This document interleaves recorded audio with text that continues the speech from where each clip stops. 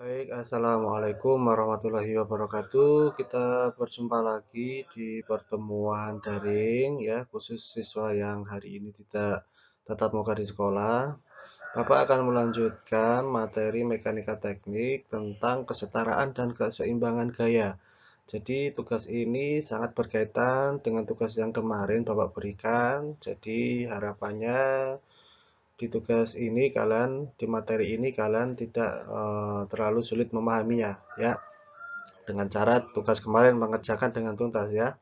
Baik, langsung saja. Jadi materi hari ini itu tentang kesetaraan dan keseimbangan gaya. Jadi di pertemuan ini Bapak tidak terlalu berat atau banyak materi yang Bapak berikan karena akan mudah dipahami bila mana kita nanti sudah bisa bertatap muka. Oke, lanjut. Jadi tujuannya pembelajaran hari ini kita akan menguasai 4 kompetensi ini ya. Yang pertama, kalian paham tentang gaya yang kita sudah pelajari kemarin. Jadi yang kedua, kesetaraan gaya dan keseimbangan gaya yang hari ini saya akan lanjutkan. Kemudian berikutnya nanti kita akan membahas tentang momen gaya. Baik, langsung saja ya. Jadi kita mereview tugas kemarin tentang gaya. Jadi kalau tugas kemarin tentang seperti ini ya.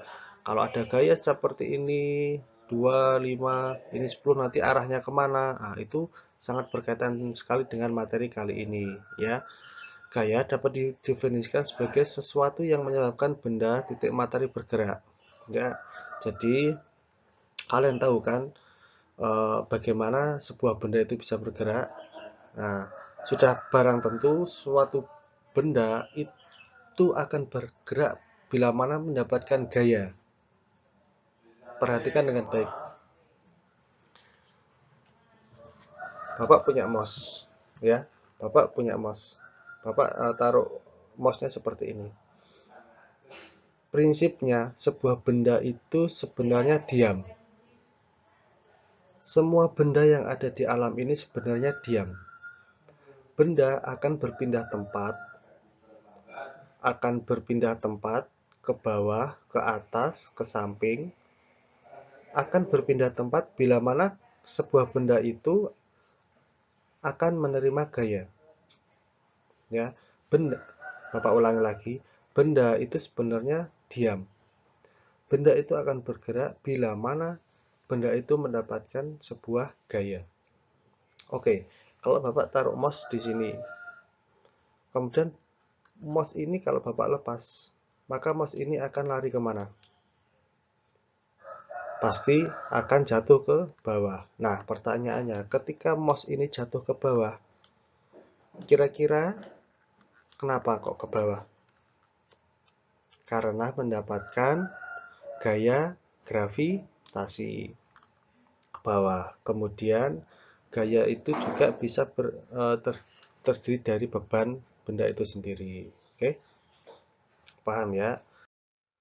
Nah, kemudian Bapak ilustrasikan seperti gambar di bawah ini. Dalam teknik bangunan, gaya berasal dari bangunan itu sendiri, seperti berat benda di atasnya atau yang menempelnya, tekanan angin, gempa, perubahan suhu, dan pengaruh pengerjaan. Nah, ini contoh sebuah aplikasi sebuah bangunan di lapangan. Nah, seperti ini. Ini ada papan lompat indah ya. Papan ini didesain seperti ini.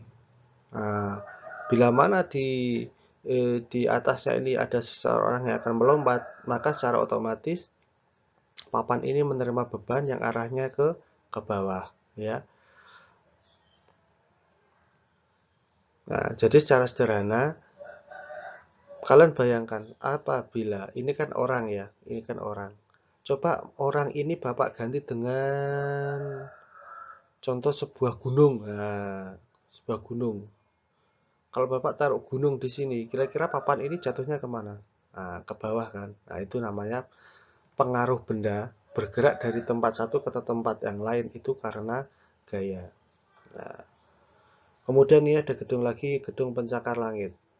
Ya, Bapak beri panah di sini itu menunjukkan gaya-gaya salah satu gaya-gaya yang berpengaruh yang diterima oleh gedung ini. Ada gaya dari samping, kanan kiri, kemudian dari atas. Ya, gaya-gaya dari kanan kiri ini contohnya gaya apa? Nah, salah satunya adalah tekanan angin.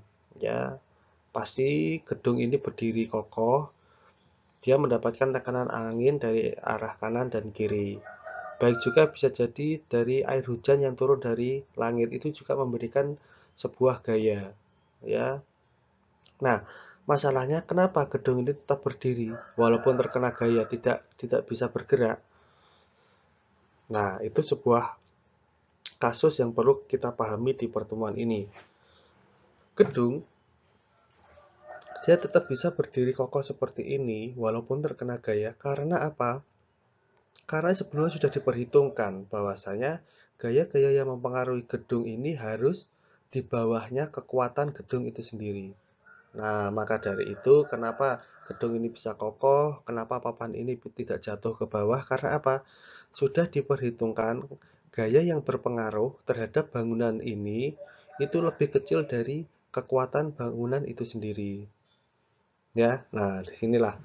Ini teori-teori seperti inilah yang akan kita pelajari di mata pelajaran mekanika teknik ini, ya.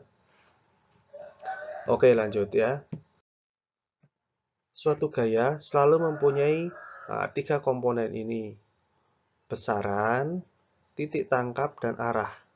Nah, gambarnya seperti ini. Ada titik A, kemudian ada panah arahnya ke bawah sampai titik B. A adalah titik tangkap gaya. P adalah besar gaya. Garis AB adalah garis kerja gaya. Nah, ini garis AB. Ya, nah, panah ini adalah arahnya ke bawah.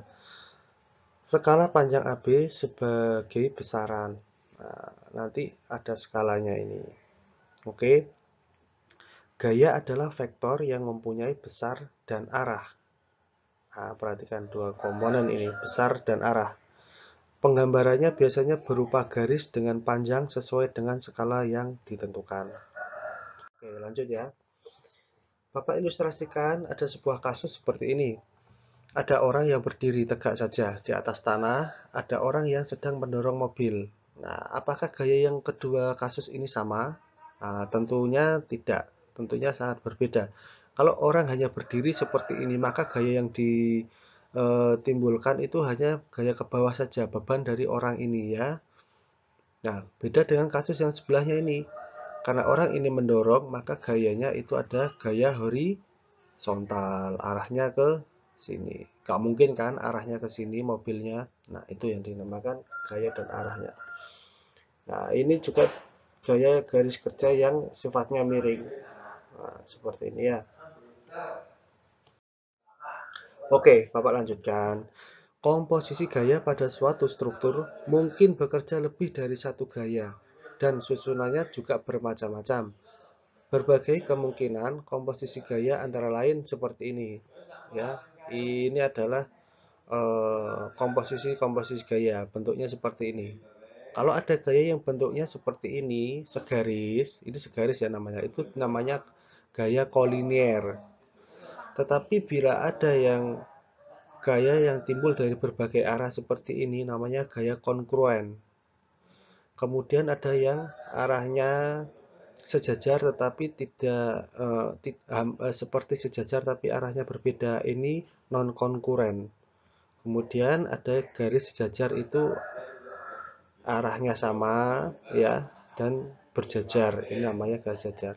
Kita akan membahas keempat-empatnya ini di pertemuan berikutnya. Untuk pertemuan karena ini sifatnya daring, Bapak akan memberikan materi yang tidak cukup berat supaya mudah dipahami ya. Baik, kita masuk ke materi hari ini yaitu kesetaraan gaya.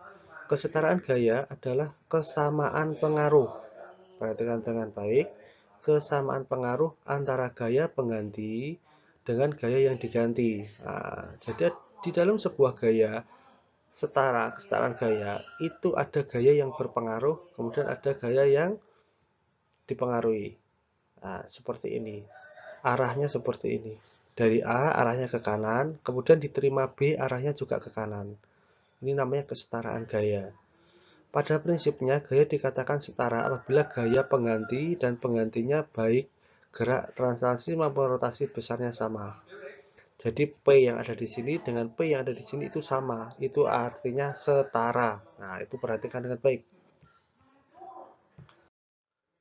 Beda dengan keseimbangan gaya. Nah, keseimbangan gaya adalah hampir sama dengan kesetaraan gaya. Bedanya pada arah gayanya. Nah, ini perlu ditandai ya. Pada arah gayanya. Arah gayanya. Ini perlu ditandai seperti itu ya.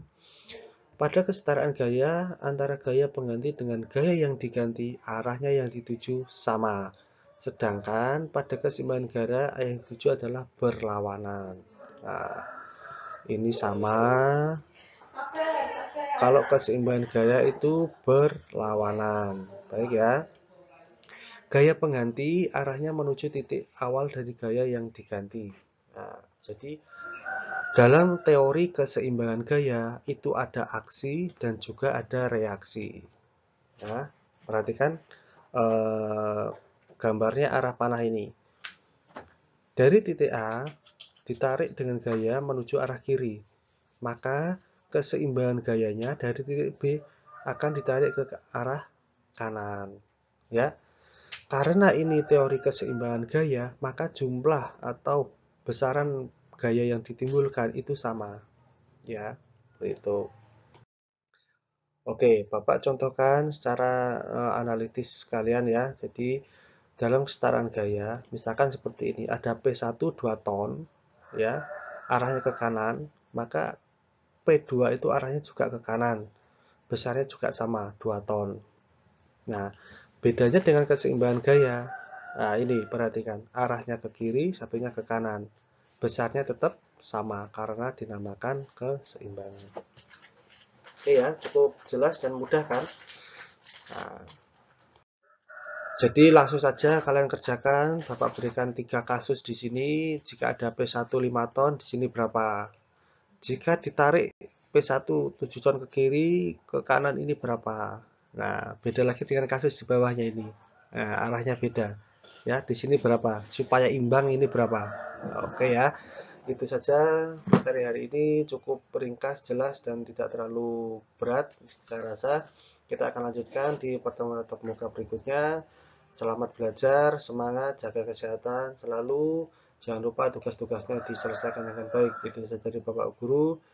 Mohon maaf apabila ada kekurangan. Bapak akhiri, salam. Assalamualaikum warahmatullahi wabarakatuh.